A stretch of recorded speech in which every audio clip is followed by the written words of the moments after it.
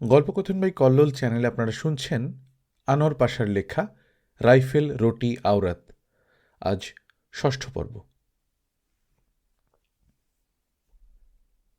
নাজিমের পলি ভাবির এই পরিণতি অবশ্যই কয়েকদিন পরের ঘটনা।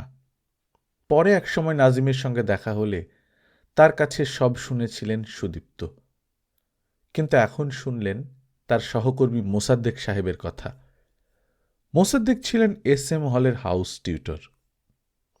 আশ্চর্য, গতকাল থেকে একবারও সুদীপ্তর মধ্যে SM হলের চিন্তাটা আসেনি।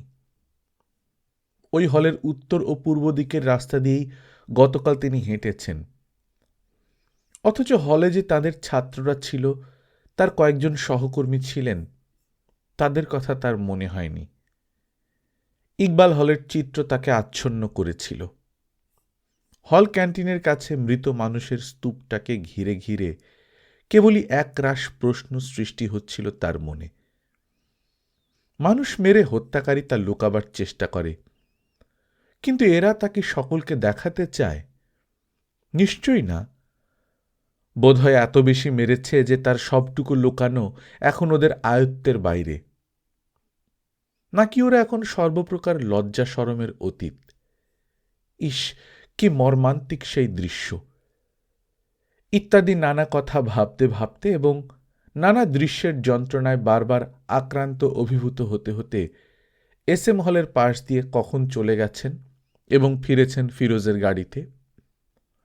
অতএব SM হল সম্পর্কে কোনো ধারণা এখন তিনি অন্যকে দিতে পারেন না। মোসাদ্দেক সাহেবের ওখান থেকে তিনি কি খুব দূরে ছিলেন? বিশ্ববিদ্যালয়ে তো একেবারে পাশাপাশি ঘরে তারা বসে থাকেন। স্থানের দূরত্ব কোথাও বেশি নয়, কিন্তু মনের দূরত্ব? হ্যাঁ, ওটাও একটা কারণ হতে পারে যে নাজিমের কাছে শোনার পূর্ব মুহূর্ত পর্যন্ত সুদীপ্তর মনে মোসাদ্দেক সাহেব সম্পর্কে কোনো কৌতূহল ছিল না। না, কোনো বিরূপতাও নয়। ভদ্রলোককে কেমন যেন সুদীপ্তর পছন্দ হয় না। সকলকেই সকলে পছন্দ করতে পারে, বিশেষত দুজনের বাস যদি দুই জগতে হয়। মোসাদ্দেক সাহেব ছিলেন প্রাচীন আচারের বালুরাশি আচ্ছন্ন দ্বীপের অধিবাসী। কদিন থেকেই মোসাদ্দেক সাহেব কেমন যেন স্বস্তিতে ছিলেন না। 20 মার্চের রাতে কাকের ডাক শুনেই তিনি বুঝেছিলেন সাংঘাতিক কিছু একটা ঘটতে যাচ্ছে। ইস, কি ব্যাকুল হয়ে কাকটা ডেকেছিল সে রাতে! আবার দেখো না, ঠিক পরের রাতে সেই স্বপ্ন। স্বপ্নে একটা বিশাল বাক্স দেখলেন মোসাদ্দেক সাহেব এবং ঘুম থেকে জেগেই স্ত্রীকে ডেকে বললেন, এই বাড়ি থেকে চলে যাবার আদেশ হয়েছে। কিন্তু স্বপ্নে তো বিছানা দেখেননি, কেবলই বাক্স দেখেছেন। অতএব বাক্স বিছানা গুটিয়ে একেবারে চলে যাবার নির্দেশ এ নয়। বাক্স বোঝাই করে যা পারার সরিয়ে ফেল। 22 মার্চে মোসাদ্দেক সাহেব বয়স্ক পুত্রকন্যাদের দেশের বাড়িতে পাঠিয়ে দিয়েছিলেন। সঙ্গে যতটা সম্ভব টাকা কড়ি ও গহনাপত্রও সরিয়েছিলেন। বাসায় ছিলেন কেবল তারা স্বামী স্ত্রী এবং কোলের একটি শিশু কন্যা। অতএব খুবই স্বাভাবিক যে পাক জওয়ানরা মোসাদ্দেক সাহেবের বাসায় ঢুকে আদৌ খুশি হয়নি। এ কেমন বাড়ি? রেডিও কই? সেলাইয়ের কল, টিভি কিছুই যে নেই। মাত্র দুজন বুড়ো বুড়ি। ছোকরি औरत कहाँ? ধুত্তর, এ সালা লোকো লে যাও, গলি কর। শিশু কন্যাকে বুকে নিয়ে ওরা স্বামী স্ত্রী আগে পিছনে দুজন জওয়ানের সাথে বেরিয়ে গেলেন ঘর থেকে। মানে বেরোতে হল। হলের আঙ্গিনায় যেতেই মোসাদ্দেক সাহেবকে দেখে হাউমাউ করে ছুটে এসে তাকে জড়িয়ে ধরল একটি ছাত্র। তারই হলের ছাত্র। হলে ছাত্র সামান্যই ছিল। তাদের মধ্যে কয়েকজনকে ওরা ধরতে পারেনি। কেউ পালিয়ে বেঁচেছে, কেউ লুকিয়ে। ধরা পড়েছে জন 5। তাদেরই একজন ছুটে এসে জড়িয়ে ধরল মোসাদ্দেক সাহেবকে। বাঁচান স্যার, আমাকে বাঁচান। আমার বিধবা মায়ের আমি একমাত্র ছেলে, আমাকে বাঁচান স্যার। মোসাদ্দেক সাহেবের মনে হল এ তার নিজেরই সেই ক্ষুদ্র শিশুপুত্রটি ভয় পেয়ে এসে বুককে আশ্রয় নিয়েছে। এমনি করেই ছোট শিশুরা রাতের আঁধারে ভয় পেয়ে বাপের কোলে মুখ লুকোয়। কিন্তু হায়, বক্ষের সকল অভয়বাণী যে শুকিয়ে গেছে, মুখে কোনো কথা জোগাল না। 2 হাত দিয়ে বুকে চেপে ধরলেন ভয় পাওয়া সন্তানকে। কিন্তু কেবলই তো স্নেহ দিয়ে যমের কবল থেকে সন্তানকে রক্ষা করা যায় না। সেই মুহূর্তে মোসাদ্দেক সাহেব প্রবল যমের সম্মুখে ভীত অসহায় একটি জননীর প্রতীক হয়ে উঠলেন। আর যমের দোসর একটি জওয়ান এসে ছেলেটির মাথার চুল ধরে তাকে টানতে টানতে নিয়ে গেল। মোসাদ্দেক সাহেব কি পাষাণ হয়ে গিয়েছিলেন? তার স্ত্রী কিন্তু সম্পূর্ণ বোধটুকু হারাননি। তিনি চিৎকার করে উঠেছিলেন, খোদার কসম লাগে, এই বিধবা মায়ের ছেলেটিকে তোরা। ভদ্রমহিলার শেষ কথাটুকু আর গুলির শব্দে শোনা গেল না। ছেলেটি মাটির বুকে লুটিয়ে পড়ল।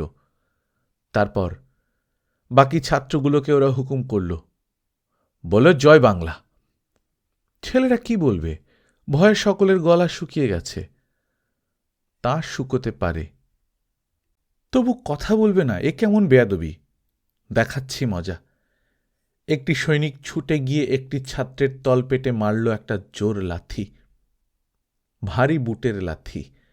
একটা কাতর শব্দ করে পড়ে গেল ছেলেটি। কিন্তু রেহাই মিলল না, মিলল বেয়নেটের খোঁচা। আর সঙ্গে সঙ্গে ভীতস্বরে বাকি ছেলেগুলি বলে উঠল, জয় বাংলা।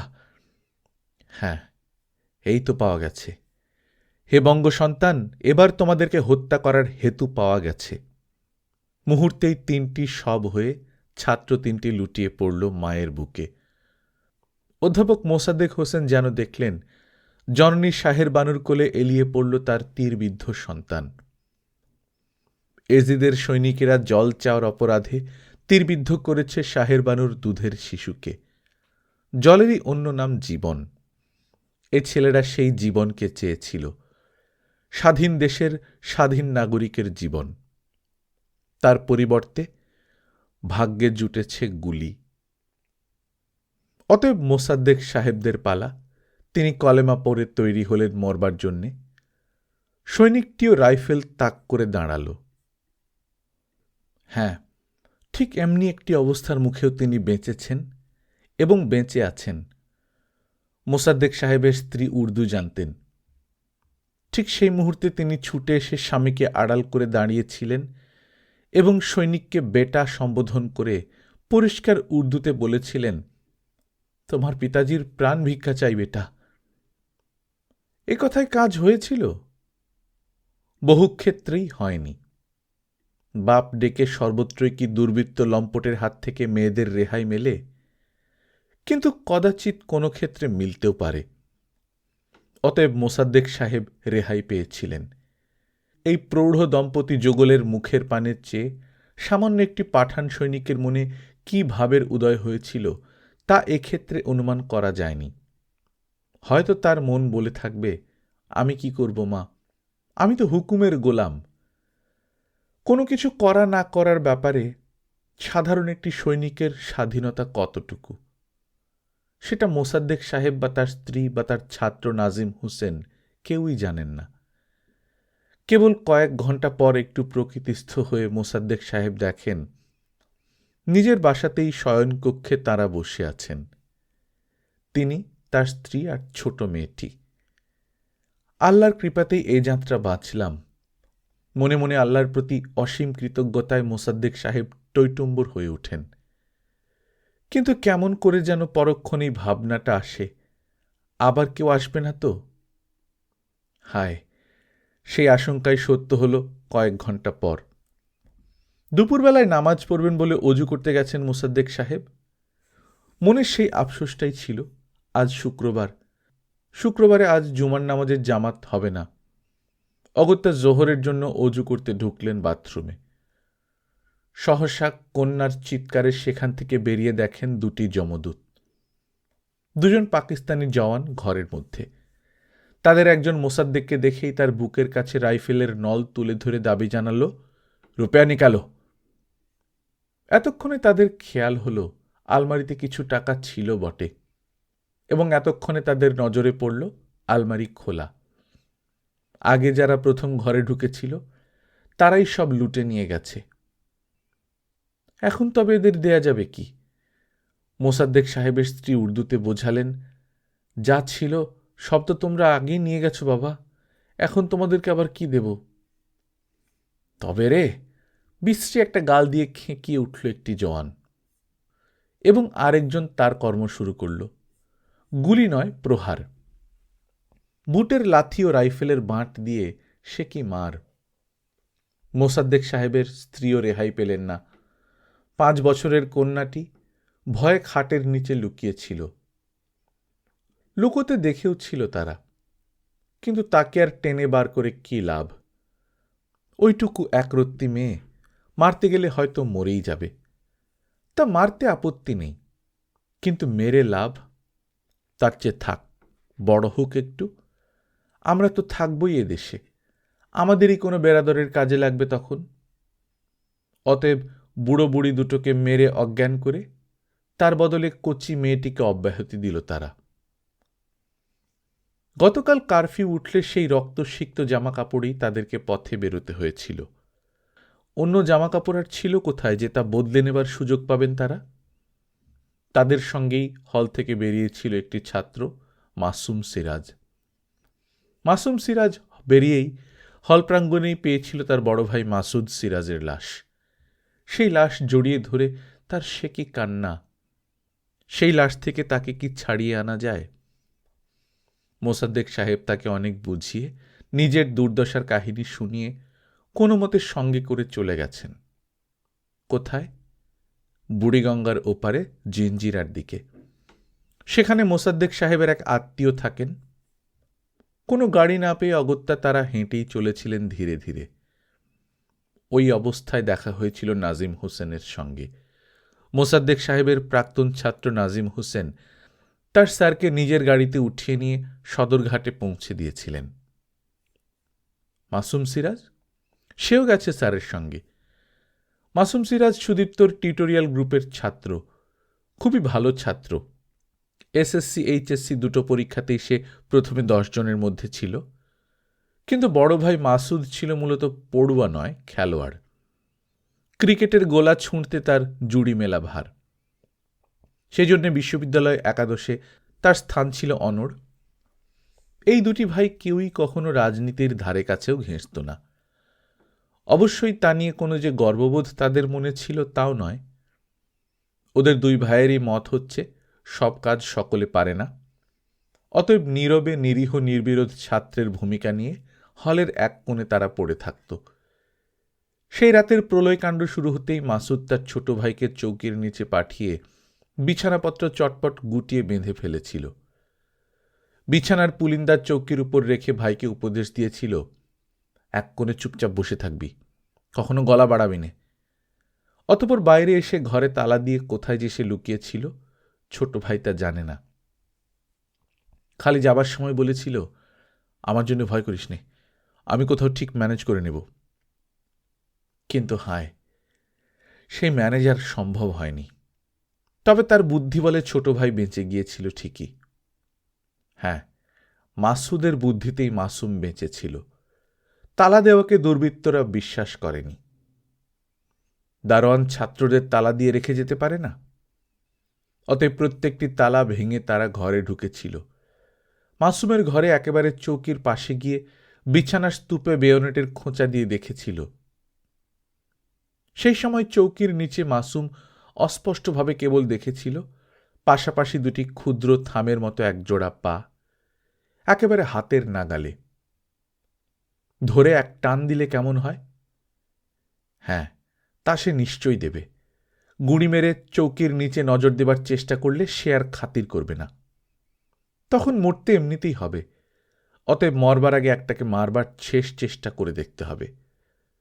মেঝের উপর ফেলে দিয়ে গলা টিপে ধরতে পারলে কেল্লা ফতে। কিন্তু কেল্লা জয় কি অতই সোজা মাসুম? জওয়ানেরা কখনো একা থাকে দেখেছ? একটাকে তুমি কুস্তির প্যাঁচ কষে ফেলতে যদিও পারো, সঙ্গে সঙ্গে অন্য জওয়ানের গুলি খেতে হবে না?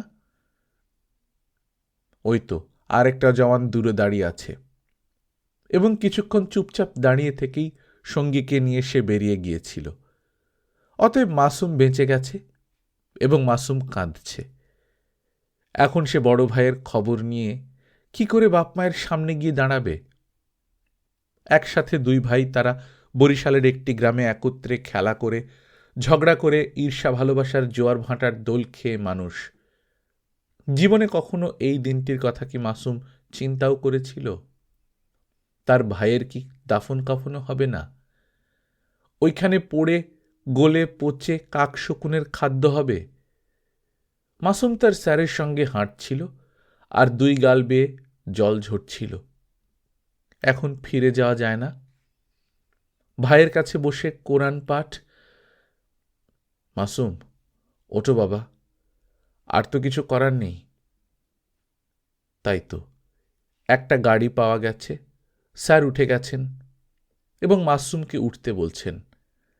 আর যে হাঁটতে হবে না, সেই কথাটা একবার চট করে মনে পড়ে গেল মাসুমের, এবং উঠে বসল নাজিমের ঝকঝকে মরিস মাইনরে।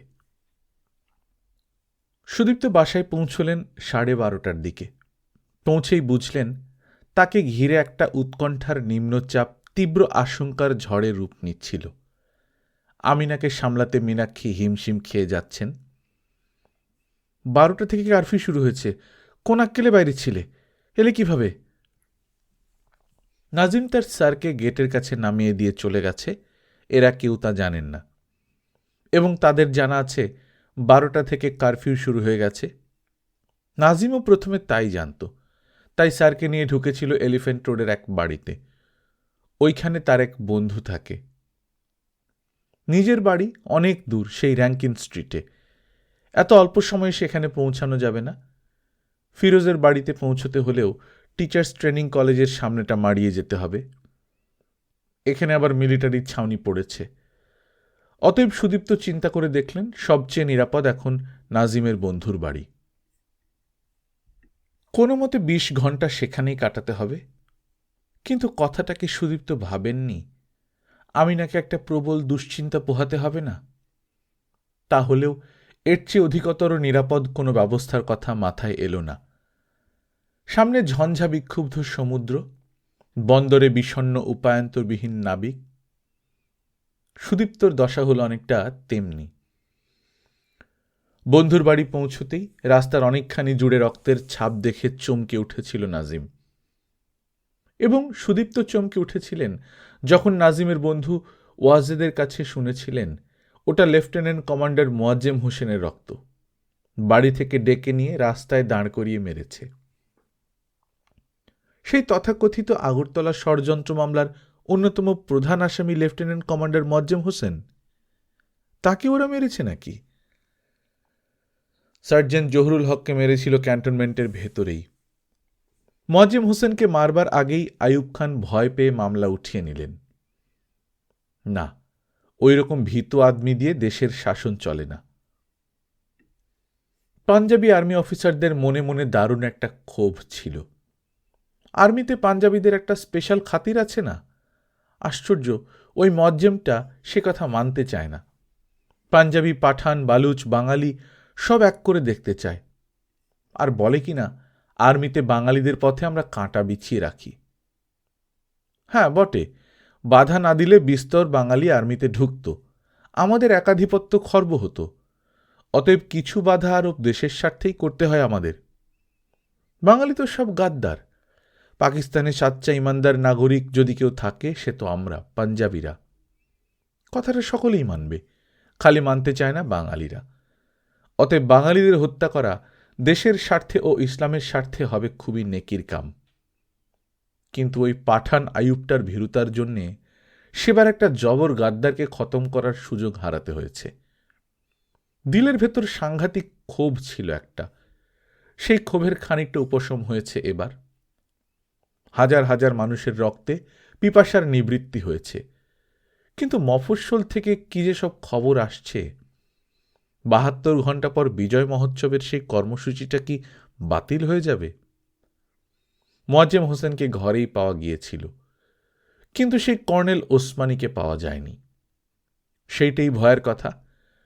বেঙ্গল রেজিমেন্ট ইপিআর বিদ্রোহ করল, কর্নেল ওসমানী অদৃশ্য হলেন। দুইয়ের মধ্যে কোনো সংযোগ থাকলে রীতিমতো ভয়ের কথা বই কি। মোয়াজ্জেম হোসেনকে মারার আনন্দ ইতিমধ্যেই তাই ফিকে হয়ে গেছে। খায়েশ ছিল মোয়াজ্জেম হোসেনের মতো সন্দেহজনক কিছু বাঙালি সামরিক অফিসারকে সাবাড় করে ভবিষ্যৎটাকে নিরাপদ করে ফেলা হবে। কিন্তু সকলেই মোয়াজ্জেম হোসেনের মতো সহজলভ্য হননি। ওদের মতলব পূর্বেই টের পেতে অনেকে কেটে পড়েছেন। ওয়াজেদ তখন বাড়ি ছেড়ে ওই মহল্লা থেকে কেটে পড়ার জন্য তৈরি হচ্ছিল। নাজিম তার স্যারকে নিয়ে পৌঁছল সেখানে। আমরা এলাম, ওরা বেরুচ্ছে। ব্যাপার কি? কারফিউ না? তখনই জানা গেল কারফিউ যথারীতি 4টে থেকে। ঠিক জানো তো? না জানলে এখন সে স্ত্রী ও ভাই বোনদের নিয়ে বেরোবে কেন? কিন্তু যাচ্ছটা কোথায়? আর ভাই বলো না, এদের বোঝানো যাচ্ছে না। বলে পুরনো ঢাকা নাকি নিরাপদ। তাই বহু কষ্টে সেখানে একটা ঘর জোগাড় করেছি। বিস্তর কষ্ট হবে, কিন্তু কি আর করব, আপাতত সেইখানেই কিছুকাল বনবাসে থাকব। অনেকে আবার পুরনো ঢাকা ছেড়ে ধানমন্ডি এলাকায় পারলে চলে আসছে, তা জানো? এরই নাম বোধ হয় দিশেহারা অবস্থা। প্রত্যেকেই ভাবছে শহরের ওই অংশ নিরাপদ। অবশ্য অবস্থাটা কেবল তাদের জন্য যারা শহরে থাকতে চায়। কিন্তু থাকতে না চাওয়াদের সংখ্যা 90% কাছাকাছি। তারা সহসা গান্ধীজির গ্রামে ফিরে চলো নীতির ভক্ত হয়ে বুড়িগঙ্গা পাড়ি দিতে শুরু করেছে। কিংবা গাড়ি থাকলে পালাচ্ছে নরসিংদীর পানে। সাভারের দিকে যাবার উপায় নেই। ওদিকে যেতে পথে মিরপুরের কাছে বিহারিরা গাড়ি থামিয়ে লুটপাট চালাচ্ছে, আর বাঙালি বেইমান পেলে ধরে জবাই করছে। একটা পরিবারের কথা ওয়াজেদ বলল। গতকাল পালাবার সময় মিরপুর ব্রিজের কাছে বিহারিদের কবলে পড়েছিল। সবাই মারা পড়েছে। কেবল 2জন যুবক নদীতে ঝাঁপিয়ে পড়ে ডুব সাঁতার দিয়ে কোনো মতে প্রাণ রক্ষা করেছে। বাংলাদেশে বসে বহিরাগত সংখ্যালঘু সম্প্রদায়ের হাতে বাঙালিকে মার খেতে হল, এই অতি নিদারুণ লজ্জা বটে, কিন্তু সময় এলে শোধ নেবার চিন্তাটাও কাপুরুষতা। ওয়াজেদ বলেছিল, সময় এলে এবার দেখবেন স্যার, দেশকে বিহারি শূন্য করে ছাড়ব। সেটা খুব সহজ। বাংলাদেশে বিহারিদের সংখ্যা কত সুদীপ্ত সেটা জানেন না। খুব বেশি হলেও 10% ঊর্ধ্বে যাবে না। 90 জন ইচ্ছা করলে 10 জনকে 10 মিনিটেই সাবাড় করে ফেলতে পারে। কিন্তু সেটা কি 90 জনের পক্ষে গৌরবের কাজ হবে? সুদীপ্ত বললেন, কাজটা সেই পাঞ্জাবিদের মতো হবে আমরা এখন যাদেরকে প্রবলভাবে ঘৃণা করছি। আমরা চাইছি নির্ভেজাল গণতন্ত্র। তার অন্যতম মূল কথাটি হচ্ছে, বিনা বিচারে অন্যায়ভাবে কাউকে শাস্তি দেওয়া হবে না, এবং মতামতের স্বাধীনতার সঙ্গে তার দায় দায়িত্বটাও হবে প্রত্যেকের ব্যক্তিগত। তাছাড়া আমি জানি, নাজিম বলল, অনেক বিহারি এখনও আমাদের আন্দোলনের সঙ্গে যুক্ত আছেন। তারা আমাদের ভালো মন্দের সঙ্গে নিজেদের ভাগ্য জড়িয়ে নিয়েছেন। সে কথা ওয়াজেদও কিছু কিছু জানে। সেই যে এক বিহারি ভদ্রলোকের দোকান ছিল নিউ মার্কেটে, মাঝে মাঝে 2-1 জিনিস কিনত, সেই সূত্রে পরিচয়। কাল থেকে 2-3 বার অন্তত ওয়াজেদের খোঁজ নিয়ে গেছেন। ওয়াজেদ সেজন্য কৃতজ্ঞ বই কি, কিন্তু সেটা তো ব্যক্তিগত ব্যাপার। জাতিগত প্রশ্ন উঠলে ওই জাতকে আর ক্ষমা করার কথা উঠতেই পারে না। সে বলল, হ্যাঁ, সেই রকম 2-4 জনকে বাদ দিয়ে বাকিগুলোকে ধরব আমরা। সেটা বলতে পারো। নাজিম ওয়াজেদকে সমর্থন জানাল। না, তাও নয়। সুদীপ্ত মাথা নাড়ল। ব্যাপারটা ঠিক উল্টো হওয়া উচিত। যারা এখন দুষ্কর্মে লিপ্ত কেবল তাদেরকেই চিহ্নিত করে রাখো, তখন খুঁজে বের করে শাস্তি দেব। শাস্তিটা কখনোই সমষ্টিগতভাবে কোনো সম্প্রদায়ের উপর চাপিয়ে দেওয়া যায় না। এ কথায় কেউই সন্তুষ্ট হল না। নাজিমও না, ওয়াজেদ তো নয়ই। তবু তাদের স্যার বলছেন, অতএব তারা আর কিছু প্রতিবাদ জানাল না। স্যাররা ওরকম বলেই থাকেন, সব শুনলে চলে না। একটি মেয়ের কথা তাদের শুনতে হলো। সদর রাস্তা ছেড়ে একটি গলি পথে অনেকখানি ঘুরে যাচ্ছিলেন তারা। টিচার্স ট্রেনিং কলেজের মিলিটারি ছাউনি এড়াবার জন্যই এই প্রচেষ্টা। গলিটার বেশ অভ্যন্তরে একটি বাড়ির দরজায় মেয়েটি দাঁড়িয়েছিল। পিঠের দিকটায় দরজার চৌকাঠে হেলান দিয়ে, গালে বাঁ হাত, ডান হাত পাশে ঝুলছিল। সে দাঁড়িয়েছিল। তার পায়ের কাছে বসেছিল পোষা কুকুরটা। তাদেরকে দেখে মেয়েটি ডান হাত তুলে থামাতে ইশারা করল। গাড়ি থামার সঙ্গে সঙ্গে জানলার কাছে এগিয়ে কোনো ভূমিকা না রেখে সরাসরি শুধালো, আপনারা ভদ্রলোক, আমার একটা কথার জবাব কইতে পারেন? বলেই আনমনে গাড়ির জানলার কাছে নখ ঘষতে শুরু করল। ওই দিকটায় বসেছিলেন সুদীপ্ত। অতএব তিনি বললেন, বলুন। আমি মুরুক্ষ মাইয়া লোক, কিন্তু পাশের বাড়ির মৌলবি সাহেব আমারে কন কি, তোর সওয়ালের লগে দুঃখ করিস না, জিহাদের সওয়াব পাবি। আপনারা কন তো, এইসব কামের কি জিহাদ কয়? আর সাওয়াল মারা গেলে কি সওয়াব হয়? ছেলে মারা গেলে কি পুণ্য হয়? এমন অদ্ভুত প্রশ্ন সুদীপ্ত কখনো শোনেননি। পুরো বৃত্তান্ত না শুনলে সব বোঝাও যাবে না। তবে মৌলভীর রেফারেন্স থেকে তার মনে হল কথাটা বোধহয় উঠেছে সান্ত্বনা দেবার জন্যে। হয়তো মেয়েটির ছেলে এই পাকিস্তানি বর্বরদের হামলার শিকারে পরিণত হয়েছে, এবং তা যখন হয়েইছে তখন অগত্যা সান্ত্বনা দেয়া ছাড়া আর উপায় কি? প্রতিবেশী হিসেবে মৌলভী সাহেব তাই সান্ত্বনা দান করেছেন। কাজটা ভালোই তো, কিন্তু হায় আল্লাহ, একে শোনাচ্ছে মেয়েটি। এই বিধবা মেয়েটির একমাত্র ছেলে মারা গেছে, সে এবার তো নয়, সেই 1965-তে ভারতের সঙ্গে যুদ্ধে 35 বছরের বিধবাটিকে তখনই যেন আবিষ্কার করেছিল এই পাড়ার সদ্য বিপত্নিক সোভান মৌলভী। সোভান ওই সময় বুঝিয়ে দিয়েছিল, এ তো যেমন তেমন লড়াই না, এ হলো জেহাদ, হিন্দুস্তানের সঙ্গে পাকিস্তানের জেহাদ। সেই জেহাদে মারা গেছে তোর সওয়াল। জেহাদে মারা গেলে আল্লাহ তারে বেহেশতে লন, তোর সওয়ালের লগে লগে তোরেও বেহেশতে লইবেন। আমাদের তখন ভুলিস না যেন। বলতে বলতে সোভান মৌলভী মিশি দেয়া কালো দাঁত বের করে হেসেছিলেন, কিন্তু পরক্ষণেই সংযত দার্শনিকের ভূমিকা নিয়ে গম্ভীর হয়ে উপদেশ দিয়েছিলেন, তুই সবুর করে থাক, তোর সওয়াব হইব। তা সবুর মেয়েটি করেছিল। এই কবছরে বিস্তর নামাজ রোজা করেছে, ছেলের জন্য দোয়া করেছে। একটি মহৎ কার্যের জন্য ছেলে জীবন দিয়েছে এমন একটি ধারণা তার মনে বদ্ধমূল হওয়ার পর সে যথেষ্ট সান্ত্বনা পেয়েছিল। এমনকি মৌলবীজি তাকে নেকা করতে চেয়েছিল, সেই সুখের কামটাতেও আর আপত্তি জানাবে না বলে প্রায় ঠিক করে ফেলেছিল। এমন সময় এলো 71-এর 25শে মার্চ। রাত্রে প্রচণ্ড গোলাগুলির শব্দে ভয় পেয়ে তখনই সে ছুটে গিয়েছিল সোভান মৌলবীর কাছে। ও মৌলবী সাহেব, কি হইল গো? এ কি ওসকে এমন শুরু হইল? ও আল্লাহ, কি হবে? সোভান মৌলবী বিবি সাহেবের ঘরে নিয়ে বিস্তর ঝাড়ফুঁক করেছিল, সাহস দিয়েছিল, আরে ভয় করিস না, এ রোজ কিয়ামত না, কাফের গো মারণ লাগে জেহাদ শুরু হইছে। হ্যাঁ, এরে বুঝি জেহাদ কয়? আমার সওয়ালেই জেহাদ করছিল, এই কেম করলে বেহেশত পাওয়া যায়? প্রবল বিস্ময়ে ও ভয়ে আক্রান্ত হয়েছিল মেয়েটি। গতকাল কারফিউ ওঠার পর এই জিহাদ সম্পর্কে সে যতই তথ্য অবগত হয়েছে, ততই কেমন যেন হয়ে গেছে মেয়েটি। এরে বুঝি জিহাদ কয়? ঘরে আগুন জ্বালিয়ে দেয়া, এলোপাথাড়ি গুলি করে মানুষ মারা, মেয়ে ধরে নিয়ে যাওয়া, এই সবই বুঝি জিহাদ? এই জিহাদ আবার করে নাকি? একটা গ্রাম্য ক্রোধ তাকে গ্রাস করেছিল। কিছুক্ষণ আগেই মৌলভীকে শুধিয়েছিল, আরে অমিনছে, জিহাদ মানুষ কিসের লেগে করে? ইসলামকে বাঁচানোর জন্য জিহাদ করতে হয়, বেশি চেঁচাবি না, যা। মেয়ে মানুষ হলেও তার ঝাল মাখানো কথা সোভান মৌলভীর সহ্য হয় না। মেয়ে মানুষ, বাপু দু একটু রসের কথা বলবি? তা না, কাল থেকে খালি ফেচর ফেচর। সওয়াল হারিয়েছিস তো কি হয়েছে? আমার কথায় যখন রাজি হয়েছিস তখন সওয়াল তাড়াতাড়ি পাবি, সেজন্য বেশি ভাবতে হবে না তোকে। কিন্তু মেয়েটির তবু ভাব ছিল। তার ভাবনারা অনন্ত শাখা প্রশাখা বিশিষ্ট একটি বিপুল মহিরহ হয়ে উঠেছিল। আমার ছাওয়ালটা কি এমনি করেই জেহাদ করেছে নাকি? এমনি করে আগুন দিয়েছে ঘরে ঘরে?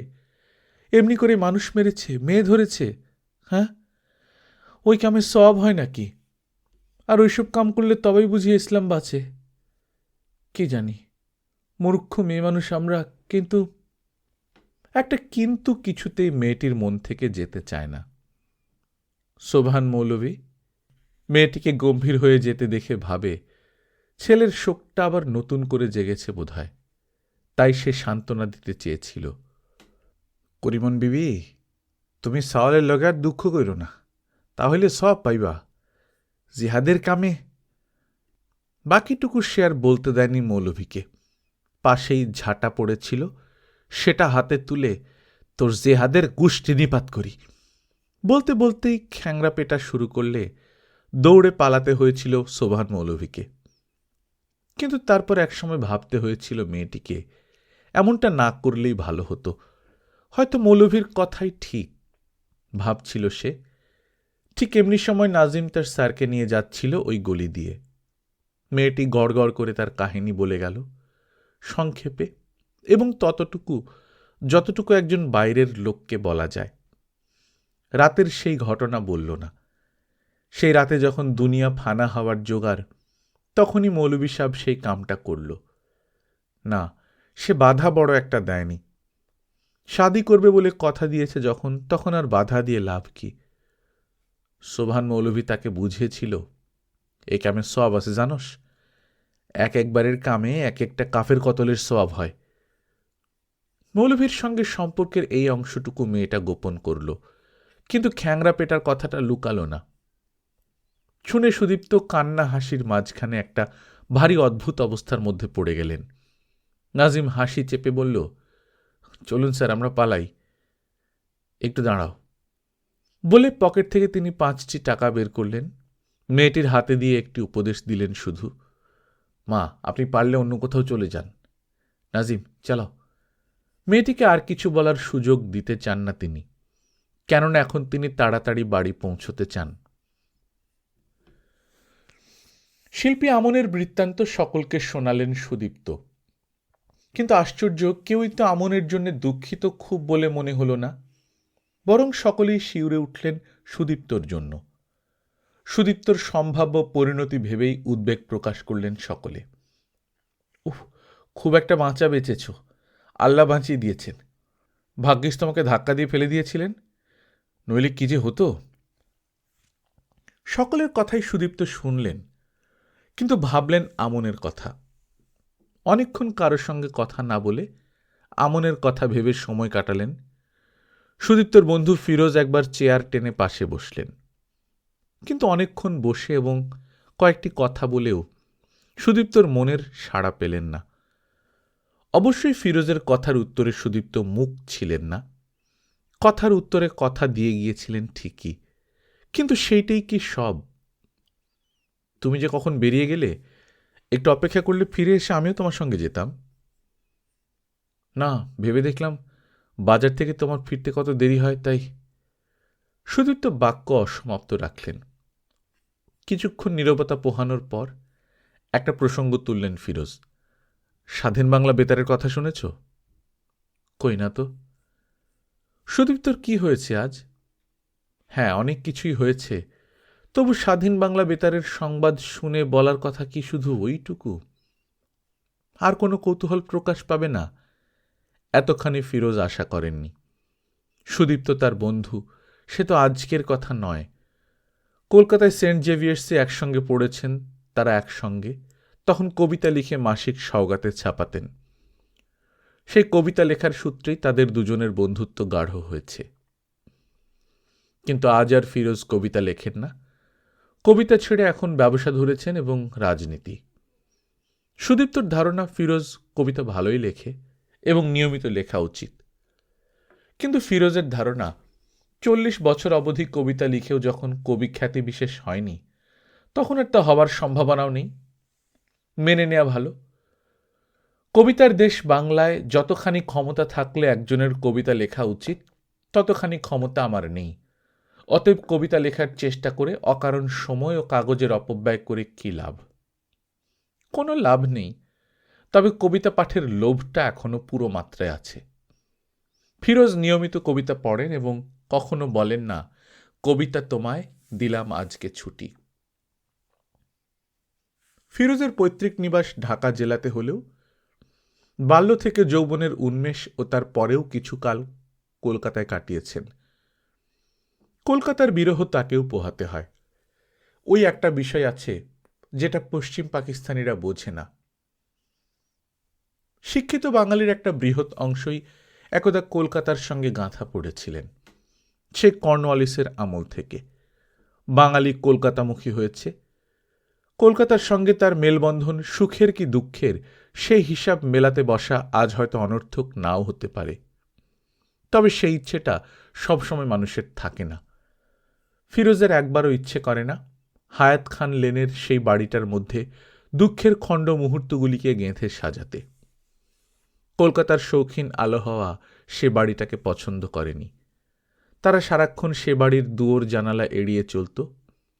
কিন্তু ফিরোজের মনের একটা জগৎ আছে না, সেখানেও আলো হাওয়া বিস্তর।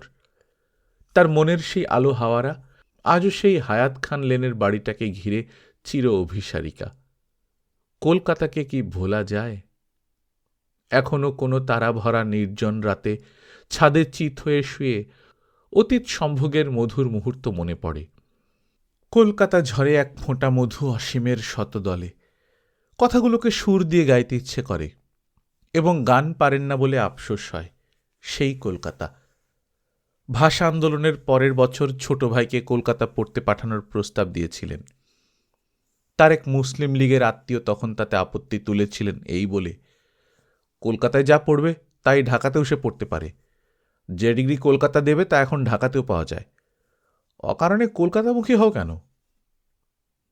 এই জন্যে যে ঢাকায় লেখাপড়া করে একটা ডিগ্রি শুধু পাওয়া যেতে পারে, কিন্তু শিক্ষিত হওয়া যায় না।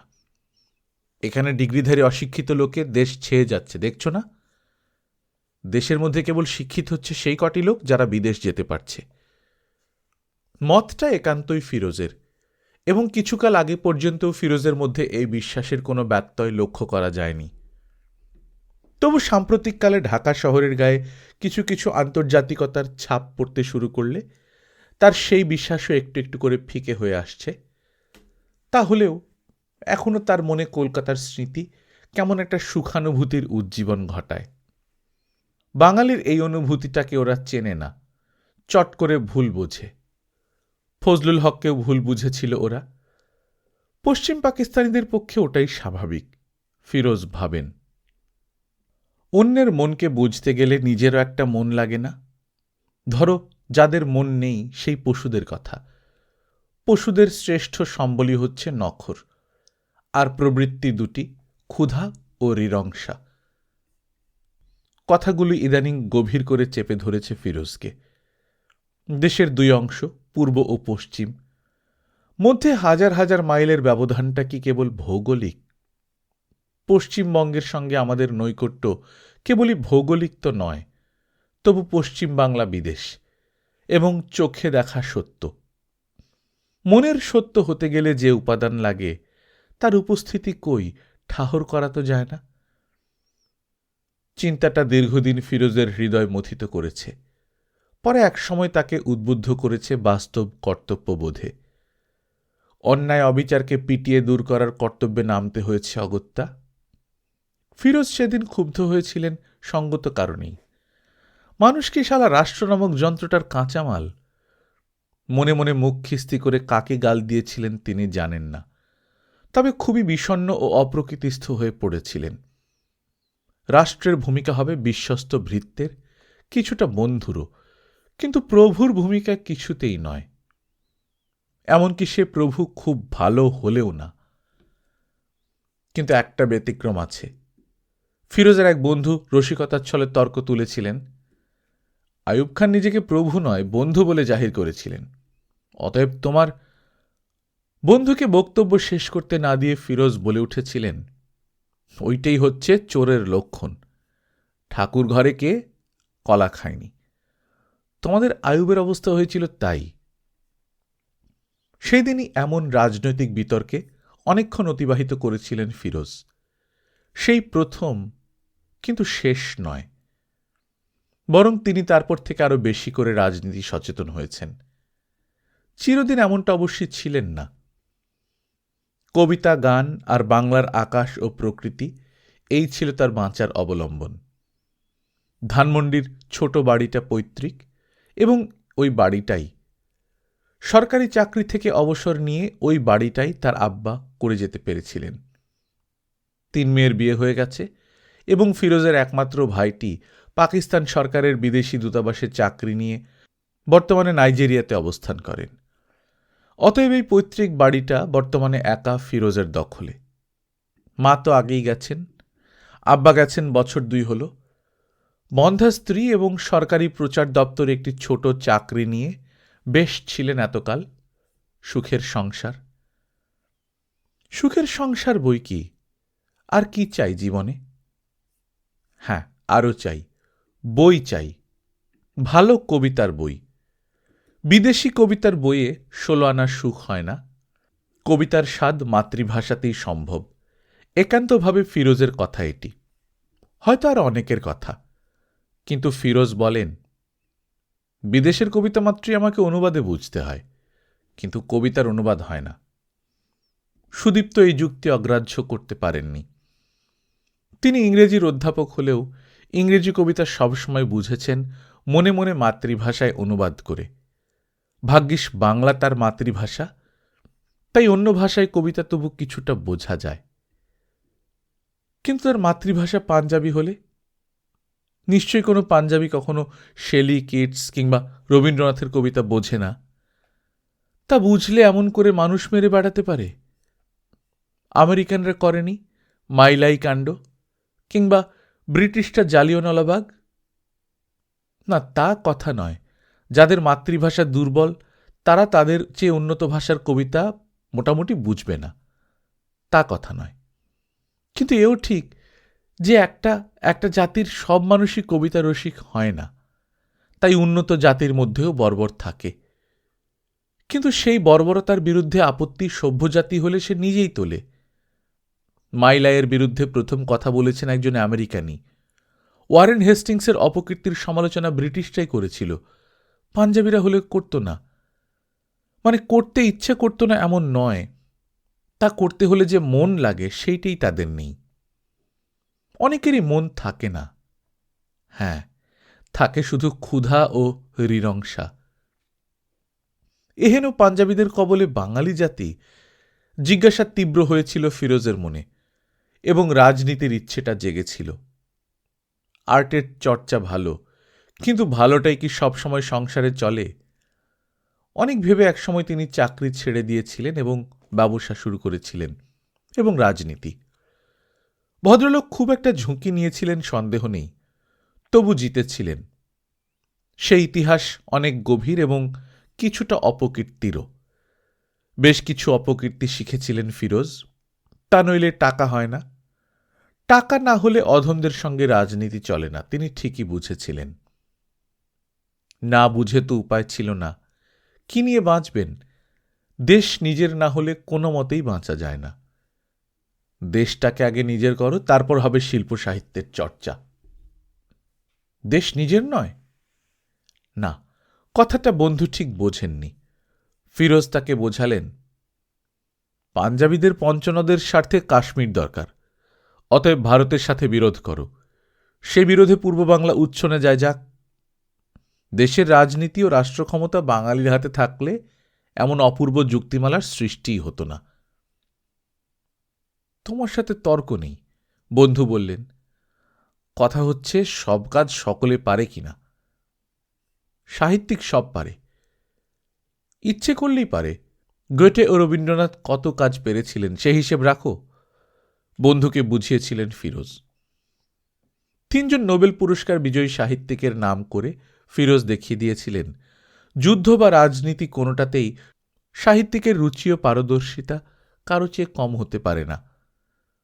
তাছাড়া যদি বলো ওইসবে নামলে সাহিত্য শিল্পের চর্চায় বিঘ্ন ঘটবে, আমি সেই অবস্থাটা মেনে নিতে রাজি আছি।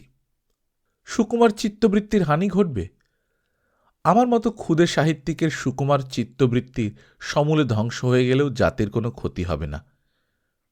কিন্তু আমি যদি দুশ্মনের উপর একটা গুলি ছুঁড়তে পারি, তাতে দেশের অনেক লাভ। তুমি গুলিও ছুঁড়বে নাকি? তেমন দিন এলে ছুটতে হবে বই কি। কিন্তু তেমন দিন যতদিন না আসছে ততদিন করবেন কি? রাজনীতি ও ব্যবসা। রাজনীতিতে নামবেন কদিন থেকে এই কথাটা নিয়ে মনে মনে নাড়াচাড়া করছিলেন। এমন সময়ই চিঠিটা এলো। কোনো প্রচণ্ড চিঠি নয়, কিন্তু ফিরোজের ক্ষোভটা প্রচণ্ডই হয়েছিল। ব্যাপারটা ঘটেছিল একখানা বই নিয়ে। কবি সত্যব্রত সেন ফিরোজের বন্ধু। 50-এর দশকে কবিতা লিখে কলকাতায় খ্যাতি লাভ করেছিলেন এবং একালের প্রথা অনুসারে উঠতি ছোকরাদের কাছে 60-এর দশকে এসে সম্পূর্ণ সেকেলে প্রমাণিত হয়েছেন। তবু ভয়ে ভয়ে দ্বিতীয় কাব্যগ্রন্থ বের করে বন্ধু ফিরোজকে 1 কপি উপহার পাঠিয়েছেন। কলকাতার কবি ঢাকার বন্ধুকে বই পাঠাবে, এটা নিঃসন্দেহে পাকিস্তান থেকে বানচাল করে দেওয়ার একটা ষড়যন্ত্র, নাকি অন্য কিছু ভেবেছিল পাকিস্তান কর্তৃপক্ষ? 1.5 পৃষ্ঠাব্যাপী টাইপ করা একখানা চিঠি এসেছিল। পাকিস্তানি কাস্টমস বিভাগ থেকে লেখা চিঠিতে ফিরোজের কাছে জানতে চাওয়া হয়েছে কোন অধিকার বলে মহিউদ্দিন ফিরোজ ভারত রাষ্ট্র থেকে বই আমদানি করেছেন, এই সম্পর্কে তার কোনো লাইসেন্স আছে কিনা, থাকলে সেই লাইসেন্স তিনি কবে থেকে পেয়েছেন, ইত্যাদি। বই হাতে পাননি, চিঠি হাতে চুপ করে কিছুক্ষণ বসে থাকলেন। মনে মনে হাসবেন নাকি গাল দেবেন। এলাহাবাদ থেকে লাহোরে কেউ উর্দু বই পাঠালে কি এমন চিঠি আসত? নিঃসন্দেহে আসত না। যত আক্রোশ বাংলা বইয়ের ওপর, বিশেষ করে কলকাতার বাংলা বই। কলকাতার বাংলা বইয়ে কি ওলা ওঠার বীজ থাকে, নাকি ওগুলো সব বিছুটির পাতা? আমরা তোমাদের শরীরে ঘষে দেব বলে ভয় করে। স্রেফ ওটা হারামিপনা। হারামি রাস্কেলরা বাঙালিদের সকলকে খোট্টা বানাতে চায়। মনে মনে সারাদিন গাল দিয়েও গায়ের জ্বালা যেন জুড়োতে চায় না, কিন্তু সব জ্বালাই তবু জুড়োয়। বিছের কামড়ও এক সময় ঠান্ডা হয়ে আসে। ফিরোজও এক সময় ঠান্ডা হলেন। তখনই চিন্তাটা স্বচ্ছ হল। রাজনীতির ক্ষেত্রে বাঙালির প্রাধান্য প্রতিষ্ঠিত না হলে এই অন্যায়ের অবসান হবে না। সেই দিন থেকেই ফিরোজ সক্রিয় রাজনীতিতে নেমেছেন। নামার চিন্তাটা অবশ্য করেছিলেন কয়েক বছর আগে থেকেই। গত নির্বাচনে ফিরোজ আওয়ামী লীগের প্রার্থী হিসেবে প্রাদেশিক পরিষদে নির্বাচিত হয়েছেন। আওয়ামী লীগ এবার বাঙালি শোষণের অবসান দেখাতে চায়। ভালো মানুষ দেখলেই অমানুষদের জীব লক লক করে ওঠে। এবার উঠাচ্ছি। পাকিস্তানের 2 অংশের মধ্যে 1000 মাইলেরও বেশি ব্যবধান। অতএব 2 অংশকেই হতে হবে স্বয়ং সম্পূর্ণ। কোনো অংশকেই অন্য অংশের উপর নির্ভরশীল করা চলবে না। কিন্তু একটা ভালো মানুষের যুক্তি, এ যুক্তি মানতে হলে তো ভালো মানুষই হতে হবে। কিন্তু ভালো মানুষ কি ইচ্ছে করলেই হওয়া যায়? রক্তের মধ্যে তার বীজ থাকতে হবে না? এই গোড়ার কথাতেই ভুল করেছিল আওয়ামী লীগ। কি আশ্চর্য! শিশুর মতো তোমরা বিশ্বাস করলে আলাপ আলোচনার দ্বার খুলে রাখলেই সব সমস্যার সমাধান হয়ে যাবে। কচু হবে, এহিয়া তোমাদের কলা দেখাবে। ইয়াহিয়ার সঙ্গে শেখ সাহেবের আলোচনা চলাকালেই মন্তব্য করেছিলেন ফিরোজ, বঙ্গবন্ধু শেখ সাহেব একজন খাঁটি বাঙালি, তাই সরল, এবং সরলভাবেই প্রতারিত হচ্ছেন ফিরোজ মনে করেন। কিন্তু সকলে এই কথা মনে করেন না। তাঁদের মতে নিজের বেকুবির জন্য নিজেই প্রতারিত হবেন ইয়াহিয়া এবং ধ্বংস করবেন সারা পাকিস্তানকে। সারা পাকিস্তানের মানুষকে কি পরিমাণ প্রতারণা তিনি দিয়েছেন, একদিন ইতিহাস সে কথা বলবে। 25শে মার্চের বিকেল পর্যন্ত কথাবার্তা কোন পর্যায়ে ছিল, বাইরের লোক সে কথা জানে না। ইয়াহিয়ার ইচ্ছাতেই সে কথা জানাতে দেওয়া হয়নি। কিন্তু আওয়ামী লীগের অন্দরমহলের লোক হয়ে ফিরোজ তো সব জানেন। তার জানা ছিল ওই দিন সন্ধ্যায় ইয়াহিয়া ভাষণ দেবেন, কিন্তু তার পরিবর্তে লেলিয়ে দিলেন সেনাবাহিনী। ইয়াহিয়ার ভাষণে অবশ্যই আশাপ্রদ কিছু থাকবে না, ফিরোজ জানতেন, এবং জানতেন কিছুকাল একটা রাজনৈতিক অচলাবস্থার মধ্যে দেশকে হাবুডুবু খেতেই হবে। কিন্তু সেই সময়টা, তারপর সেই সময় আমাদের কর্তব্য কি হবে, এবং তারপরেই বা দেশের অবস্থা কোথায় গিয়ে দাঁড়াবে, পরের কথা পরে ভাবা যাবে। আপাতত চলো ইয়াহিয়া কি বলেন শোনা যাক। বন্ধুর কথায় রাজি হয়েছিলেন ফিরোজ, এবং সেই সন্ধ্যায় সকলে তাস নিয়ে বসেছিলেন, সামনে রেডিও। কিন্তু রেডিও বলে না কেন যে আজ রাত এতটার সময় প্রেসিডেন্ট দেশবাসীর উদ্দেশ্যে ভাষণ দেবেন। সকলেই যখন প্রেসিডেন্টের বেতার ভাষণের জন্য উদ্গ্রীব, তখনই এলো খবরটা। খবর পাওয়া গেল ইয়াহিয়া সেনাবাহিনীকে শহর দখলের আদেশ দিয়েছেন। আওয়ামী লীগের একজন স্বেচ্ছাসেবক খবরটা এনেছিল। শুনেই হাতের তাস খসে পড়ল ফিরোজের।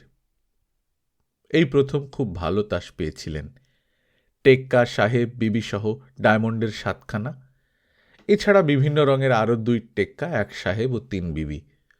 এমন চমৎকার তাস সচরাচর হয় না। ভারী উৎফুল্ল হয়েছিলেন ফিরোজ, কিন্তু পর মুহূর্তেই সব উৎসাহ আনন্দ নিভে গিয়েছিল।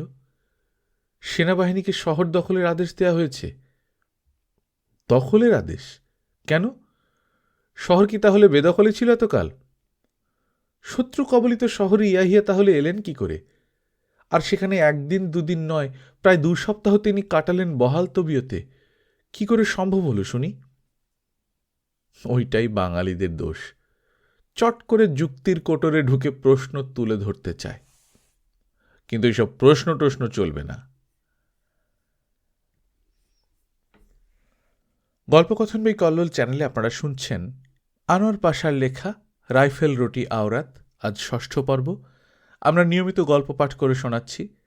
আপনারা যারা প্রথমবার মতো শুনছেন, কাইন্ডলি সাবস্ক্রাইব করে নেবেন। গল্প পাঠ ভালো লাগলে বন্ধুদের সঙ্গে শেয়ার করবেন।